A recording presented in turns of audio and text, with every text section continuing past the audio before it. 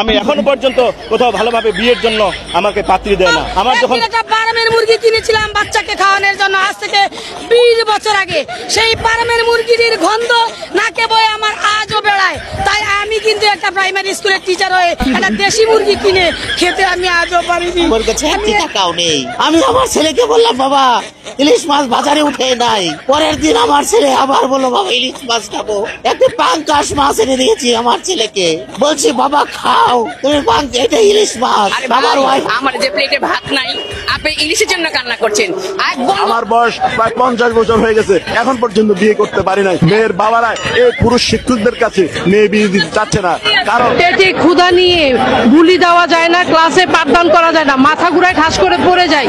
40 দিন 12,500 টাকা আমরা একটা ভালো জিনিস খাইতে পারি না, একটা ভালো পোশাক পরতে পারি না, নিজের একটা শখ আহ্লাদ মেটাতে পারি না, কোনো জায়গায় একটু বেড়াতে যেতে পারি না, শুধুমাত্র টাকার অভাব। আরে বোন, আমার যে ঈদ করারও সেই ইটুকু নাই, সামর্থ্যটুকু নাই। আমরা একটা কোন আইসক্রিম 50 টাকা কিনতে ভয় পাই, আমরা তারপর ওটাকে ভালো না বলে আমরা 10 টাকার আইসক্রিম কিনা দেয়। এটা বাস্তবতা। সরকারি প্রাথমিক সহকারী শিক্ষকদের সাথে কোনো পুরুষ শিক্ষকের কাছে মেয়ে বিয়ে দেয় না। ইভেন এরা বিয়ে করতে ভয় পায়। কেন ভয় পায়? পাগল বানাইলা অল্প টাকায় মোদের বিয়ায় অনেক কাম করাইলা।